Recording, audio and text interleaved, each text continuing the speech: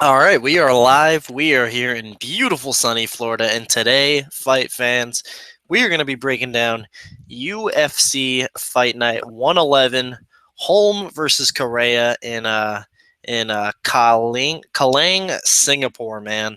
So, I mean, the cards in Singapore can't expect a whole lot from it, but I really like this four-fight main card. There's a lot to like in the prelims too, like from a betting perspective, especially, I think there's a lot of good opportunity on this card, man. And there's a lot of fights I'm excited about. Like I said, the main card, RDA moving up to welterweight to fight Tarek Safadine. Dong Hyun Kim versus Colby Covington is a very interesting matchup. Couple of heavyweights with Arlovsky versus Tybura.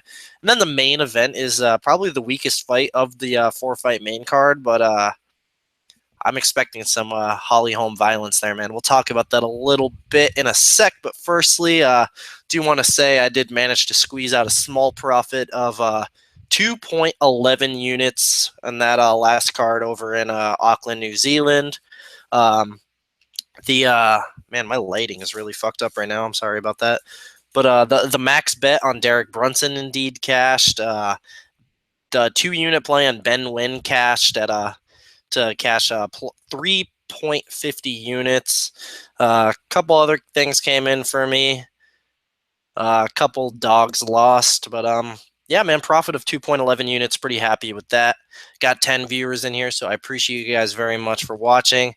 And we are going to break down this entire 12 fight card. And for the most part, I'm pretty excited to do it here. So let's just get right into it, man. And I'm going to be doing it from the order that Best Fight Odds has the fights listed. So we're going to jump straight in here with a women's bout, man. We got Lucy Pujalova, minus 145, taking on Yeon Kim, plus 125.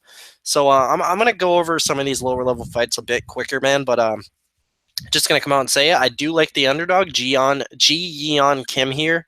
I wasn't overly impressed with Pujalova in her debut against Landsberg. That was a really grueling fight, and she put a lot of damage on Landsberg. Landsberg's face was really fucked up. It's funny if you look, Landsberg's face after the Cyborg fight, and then Landsberg's face after the Pujalova fight. Pujalova had inflicted more damage on Landsberg, but I don't think she's that technically gifted. She's lost quite a few fights, man. What's her record at? I mean, she's 6-2.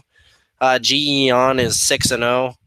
Honestly, man, even though the girl's coming out of Korea and she hasn't fought in the UFC, she might have fought the better competition than Lucy. But man, I was going into a tape study with Ji Yeon, like with my standards like really low, not expecting a whole much of anything. But man, I liked her, man. She's got real like decent striking. She's good on the mat. I think she's pretty well rounded. I think she gets the W here, man. Whether it's on the feet or the ground, I honestly think she's better everywhere. And it's funny. The original main event for this card was supposed to be Holly Holm versus Ji Yeon Kim, but somehow I guess that fight just fell through. I guess Holly wanted a ranked opponent, not some newcomer. But man, if they were willing to put this girl against Holly, they must think somewhat highly of her. 6-0 with what do we got here? 4 finishes, so not bad. And she's beat girls with okay records, like 21-8, 15-5. It's not like the Korean girl from last week where she's never fought a fighter with a winning record. This girl's got some decent wins on her record. So that all being said, I do like a pick for the underdog here, and Ji Yeon Kim. I probably won't end up betting it unless it gets to like plus 150. But the pick is Ji Yeon, and I think she can get it done on the feet or the ground. So moving on here, man. Couple of young bucks here, man. You got Naoki Inoue minus 290 taking on Carl's John Day Thomas plus 245. Inoue is 19 years old. Day Thomas is 20 years old. 2 guys younger than me. Just crazy, man. These guys can't even drink legally in the United States anyway. But man, I think the line is just about right here. I think Naoki Inoue, even though he's 19 years old, he is from that Inoue family. a born fighter. He's probably been doing it his entire life. And when it comes to his skills, man, on the tape, I think he has the grappling. I think he has the striking. I think this dude's real good, honestly. Despite being 19 years old, man, I like him a lot here. Carl's John. I see a lot of things. Just write him down as CJ to Thomas. So I'm just gonna call him CJ. I think CJ. I was very underwhelmed with the tape of him. The dude I watched a 25-minute fight against this dude Alvin Ramirez, and he kind of basically just took Alvin down and kind of grinded him out. I doubt he's going to be able to do that to Inoue here. If he tries to take down Inoue's got the much superior grappling. He's probably going to pick up a sub. That all being said, man, that's going to be my pick here, man. I think Inoue is going to he's going to get the better of CJ on the feet. CJ is going to look for those takedowns. I think he probably gets them, and then Inoue pulls off some shit on the ground, man. So I'm going to go with Naoki Inoue via a late first round, early second round submission. But that all being said, I don't really want to lay the juice on a minus 290 19-year-old debuting fighter, but I think he's solid, man. I think he's a solid pick. So moving on here, we got Kwon Ho Kwok minus 150 taking on Russell Doan plus 130. I do agree with the lines here, man. I do like Kwon Ho Kwok. I think he can outstrike Russell Doan here over the course of 3 rounds. Kwon Ho, he ran into Brett Johns in his debut fight, and Brett Johns is no slouch of a fighter. Brett Johns comes to fight. He's experienced. He's a very good fighter. And Kwon Ho Kwok, he showed a lot of good stuff in there, man. He showed he's got a hell of a chin. He can strike with the best of them. Brett Johns just was able to utilize the takedowns, and I'm not convinced at all that Russell Doan can go out there and land takedowns consistently. I think this is for the most part going to be a striking match in which I think the better striker in Kwon Ho Kwok is going to get it done via points. I'll say 30-27 decision for Kwon Ho Kwok. So moving on to this is a good fight, man. We got Liang minus 470 taking on Frank Camacho plus 375. And this is the most recent play I just made, man. I was just in a hangout with Rockstar Z. We were talking about this fight a little bit. I was saying that at first I was really thinking, Lee, he gets hit a lot. He fights crazy. Frank Camacho is plus 375. That's a huge line. I don't know, man. Maybe I want to take a half unit shot on the dog there. But I did a little more tape on Frank Camacho, and pretty overwhelmed, man. I couldn't find the fight where he beat Kaita Nakamura via decision. I wish I could have found that. I'd like to see how that happened. That's pretty crazy. I'm guessing Kaita pretty much just dropped the ball there, because I don't think highly of this Frank Camacho dude whatsoever. He's coming in here on short notice against an Asian fighter in an Asian country. The crowd's going to be behind Lee. I think Lee's got a lot going for him, man. I think this is going to be somewhat of a wild brawl where someone gets knocked out, where I do, in fact, favor the more experienced, high-level guy here, more technically gifted Jin Liang. But like I was saying to Z, man, I'm like, the dude's almost minus 500. I'm not sure I want to lay the juice on this guy because he does fight crazy. He does get hit. But the props literally just came out. They might have come out a little earlier, but I didn't see them until about 30 minutes ago. And I did, in fact, make a play, man. I got 1 unit on Jin Liang wins inside the distance at minus 105. And that is to win 0.95 units. So I like Jin Liang here, man. And looking at the chat here, man, I appreciate all of you guys watching. Giovanni, Adam, Thousand Illusions, Daniel Zengana. What's up, Daniel? Levy, what is up, man? My Finnish friend, Daniel Zengana. Who is your most confident pick? We will get to that, man. We'll get to that. I don't have any max bets, but I may or may not have 4.5 units riding on one fighter, and I'll get to that at the end. Wink, wink. But yeah, man. So I like Jin Liang to get this fight done via knockout in the first or second round. So 1 unit on Lee wins in the distance at minus 105. Let's go. So moving on, we got Justin Scoggins minus 500 taking on Uka Sasaki plus 400. So I was just looking at a play in this fight as well. I'm kind of surprised that the total in this fight was set at over 1.5 rounds. and it's at minus 175. So I'm honestly debating on just putting 2 units on that over 1.5 rounds. I think Justin Scoggins, he's going to win this fight, and he's probably going to win it by decision. He doesn't really finish a lot of guys, and Olka's a tough motherfucker. You saw that in the Wilson fight. I'm not convinced that Scoggins can just go out there and blast Olka, knock him out early. If anything, if Scoggins is going to finish the fight, it's going to be just overwhelming over time. Damage is going to add up, and it'll probably be in the third round. But since it's set at over 1.5 rounds in a flyweight fight, that's interesting. I think taking that over 1.5 rounds, all you really need to worry about, in my opinion, is Justin Scoggins going and diving into another damn guillotine. And Olka Sasaki can grapple like no other. He's a very good grappler, man, and he's huge. I mean, honestly, man, I'm just kind of worried that this fight's not going to happen. That's one of the reasons why I didn't want to parlay up Justin Scoggins, because I don't want to put Justin Scoggins on a parlay and then have him pull out of the fight one day before the fight happens, and then have him fuck up my parlay. So that's just another reason I don't want to put Justin Scoggins on a parlay, and not to mention the line is minus 500. The dude dives into guillotines. Okazaki can grapple.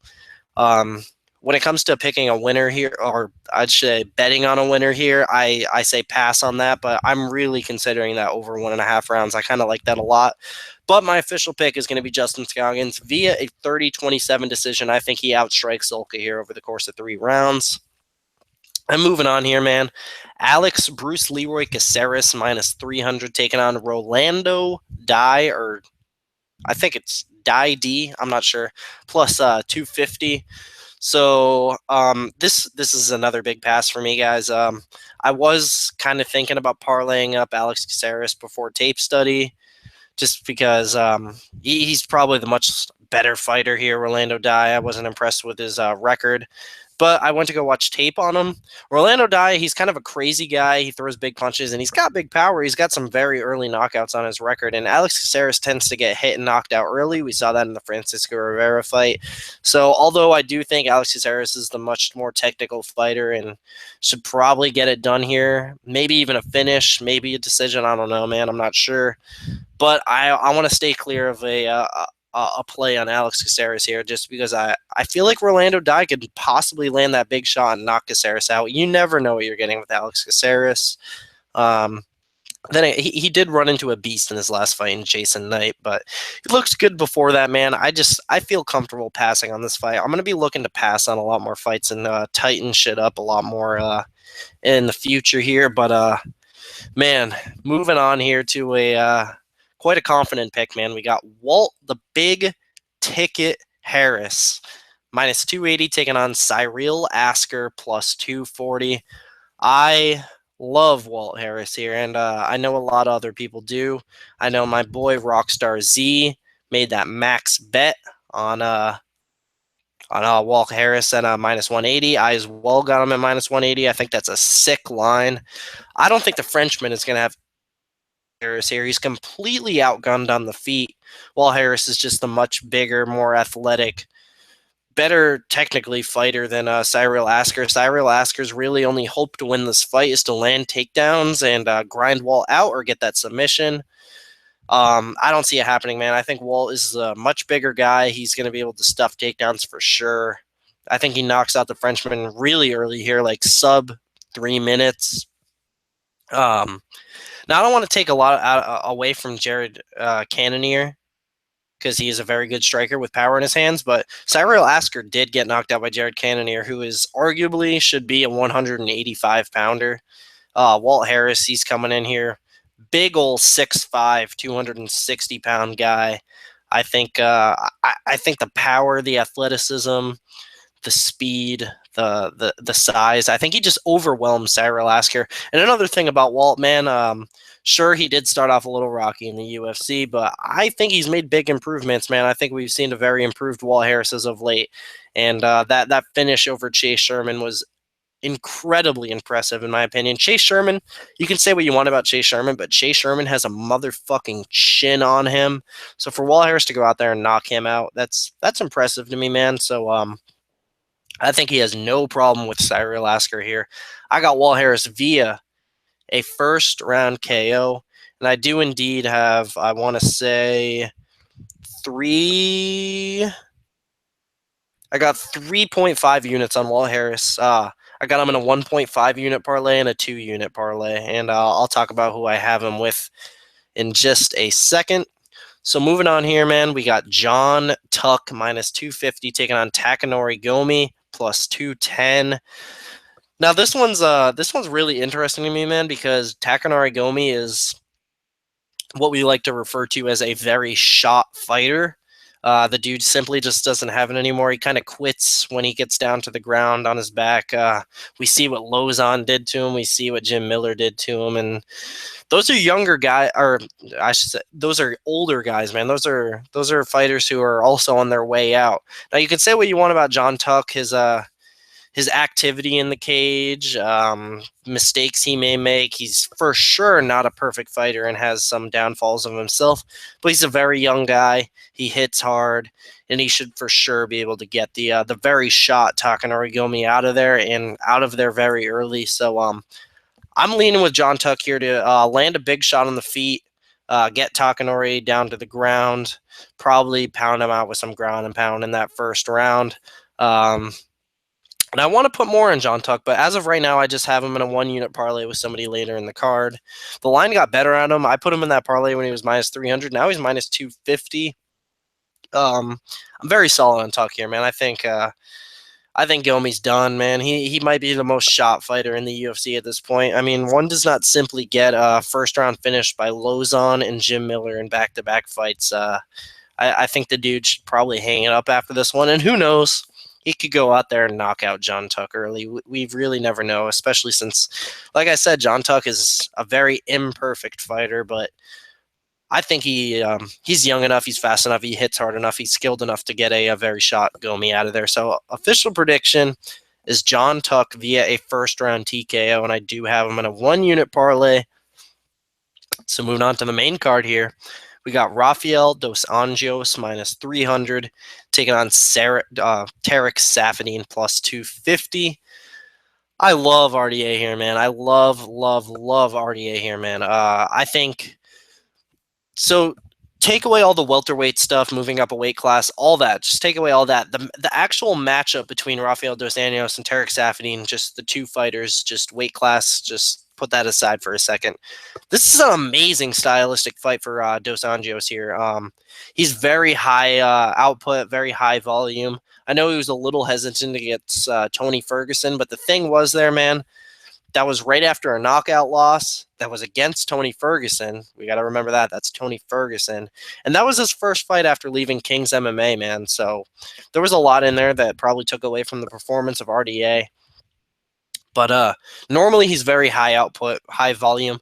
Tarek Saffiedine is very low output, low volume. So I see dos Anjos just going in here and out-voluming Tarek over the course of 3 rounds. Very clear 30-27 decision. If not, I wouldn't be surprised if he got a finish on him, but I'm picking a decision here.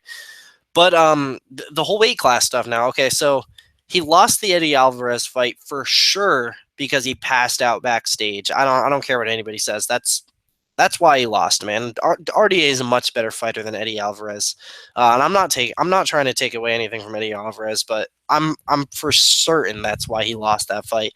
And then he loses against Tony Ferguson. Like I said, all those reasons why he probably wasn't as high output as he really is. And then it's also Tony Ferguson.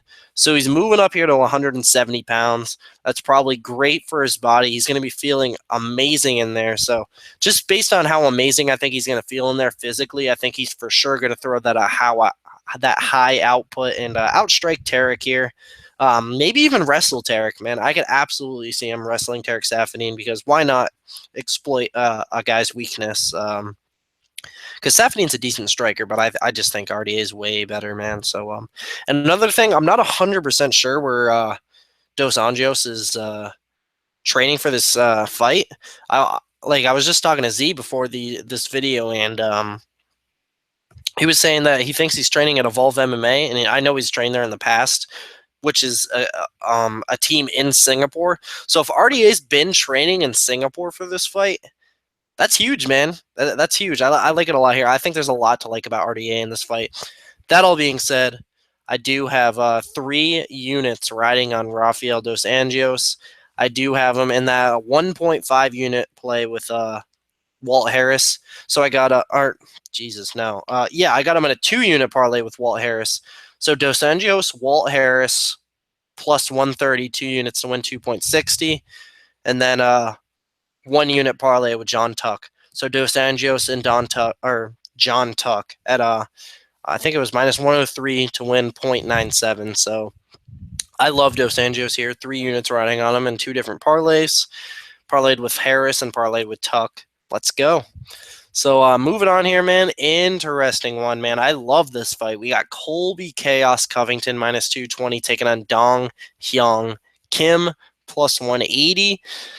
Man, I can for sure understand the angle of why people are betting on Colby Covington here. He's the younger guy, probably more athletic guy, amazing wrestler. Dong Hyun Kim is susceptible to takedowns. So I think I don't blame people really at all for taking Colby Covington to out-wrestle Dong Hyun Kim here over the course of 3 rounds, maybe even get that finish. But I think the line on Dong Hyun Kim is getting a little disrespected here. I think Dong Hyun Kim is a very tricky veteran who can absolutely pull something out of his hat here. Colby Covington's made mistakes in the past, got submitted by Warley Alves. I think Dong Hyun Kim's a tricky dude that could possibly pull something out here. I just don't know, man. It's a very gut feeling. I went to sleep last night. Dong Hyun Kim was plus 240. I thought, okay, I'm going to wake up. He's going to be plus 280. But I wake up and now he's plus 180. So I'm just going to wait for this line to get better. I'm like 50-50 right now whether or not I'm going to have a play on Dong Hyun Kim. But we'll see, man. We'll see where the line goes. As of right now, my pick is Colby Covington via decision.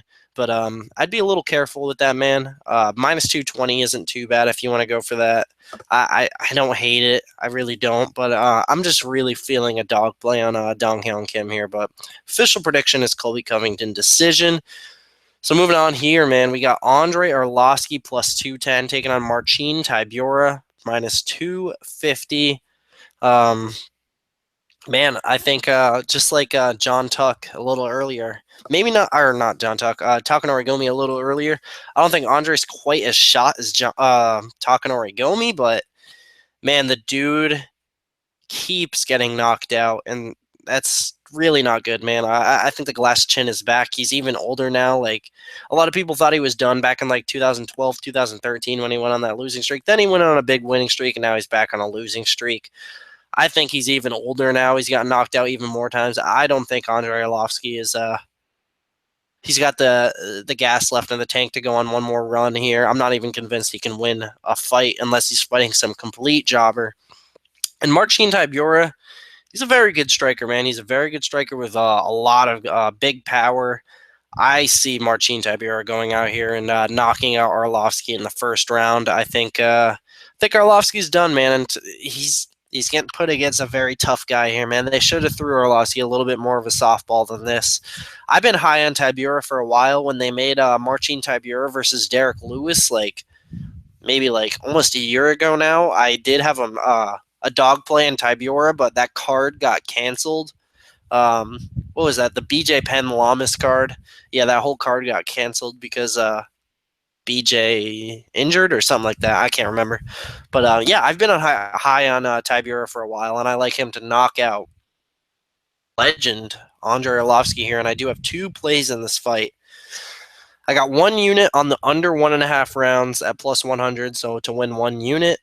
And then I have 1 unit on Tybura via KO/TKO, also at plus 100 to win 1 unit. So 2 units riding on this fight. Got the under 1.5, and I got Tybura versus via KO/TKO. So, yeah, man, official prediction, Tybura via first round KO. And then moving on to the main event here, man, we got Holly Holm minus 620 taking on Betchgoea plus 460. And this indeed is my most confident pick of the card, man. I love Holly Holm here, man. I love her. I mean, I really don't see how Betchgoea can win this fight possibly. So I'm just gonna come out right and say it and kind of talk about the play I have and why I have it. I have well, firstly, I have 1.5 units on Holly Holm with Walt Harris at minus 123 to win 1.22. That's just straight Holm Harris. And then I have 3 units on Holly Holm to win in the distance at plus 159. So here's basically why I think Holly Holm's going to win this fight, or finish this fight, I should say. So you got Betch Kohea, who, without a doubt, the worst fighter that Holly Holm has ever fought in the UFC. And then you got Holly Holm, who is without a doubt the best fighter that Betch Kohea has fought in the UFC. You got 5 rounds here. Betch Kohea has got dropped by Marion Renault and Ronda Rousey, 2 terrible strikers. Holly Holm, amazing striker, of course. She rocked Germaine de Randami, who is also an amazing striker. So just all these little factors just makes me think over the course of 5 rounds, Holly's just going to be kicking Betch's face, punching Betch's face. She's eventually, and Betch gasses too, man. Like 3rd round of that Renault fight, she gassed. She's gassed before. Doesn't have the best gas tank. Holly Holm does have a very good gas tank. So I really see Holly Holm finishing this fight somewhere between the 3rd and the 5th round. I think she just overwhelms Betch. She hits her over and over, and it's all eventually going to add up. She's going to gas. Holly Holm's going to get that knockout, man. I really see it. This is a big gut thing for me, man. I really, really love Holly Holm in the distance here. And in hindsight, I probably should have just took Holly via TKO/KO. But you never know, man. I think Betch Kohea is so bad, I wouldn't even be shocked if Holly Holm went out there and got a submission on her. But I love it, man. So Holly Holm, 3 units to win in the distance, and then also straight in a 1.5 unit parlay with Walt Harris. So a total of 4.5 units riding on Holly Holm, man, and I could not be any more confident. I don't see how Betch Kohea wins this fight. So Betch is a striker. She strikes with girls. She doesn't go for takedowns. She doesn't try to grapple. She tries to strike girls. How in the world is she going to outstrike Holly Holm? I don't get it, man. And another thing, Holly Holm coming off 3 straight losses. You know she's going to want to make a statement here to prove she's back in the game, and I think she knows she has the perfect opponent to do it against, man. I think she lights Betch Kohea up, man. I think she's got the power to do it. I think she's got the skills to do it. I love it a lot. So, man, I'm going to go with Holly Holm via a 3rd round TKO. So I don't believe I missed any fights, right? Yeah, man. So that's going to do it for me, guys. I appreciate you all watching very much, man. I really like doing these live now just because I like that you guys can talk in the chat. It's a little bit easier for me, honestly. So, man, I like doing these live, and I appreciate you guys all watching very much. If you're in that chat right now, real quick, just go hit that like button. It takes a second. So I appreciate it very much, man. Other guys in the chat, Greg, what's up, man? Jack, what's up, man? Leonard, what's up? Appreciate you guys all very much. So that is going to do it for me. I don't think there's anything else to get into with you guys. I will just say I read that Bellator signed Mike Goldberg and Mauro Ranallo for commentary. That's pretty awesome, man. I'm a fan of both those guys. I think they're going to make a great commentary team. They probably should be on that Bellator NYC card in a couple weeks, I would assume. So that just makes that event a lot more fun for me. So yeah, I'm going to get out of here, guys. I appreciate you listening to me talk fights. Yeah, man. So 7 plays right now. I'm thinking about making that Justin Scoggins over 1.5 rounds play, but we'll see. But yeah, man, appreciate you guys once again. Comment below, tell me who you're betting on. Don't forget to subscribe to the channel. I wish I could get into it with you guys, how much crazy fun shit's coming. So for sure, subscribe. Follow me on Twitter at MMAKelton, and ask for a follow. I'll DM you. We can talk fights. I'm down to talk fights with just about anybody. So that's going to do it for me, guys. Thank you all so much. And above all, enjoy these fights.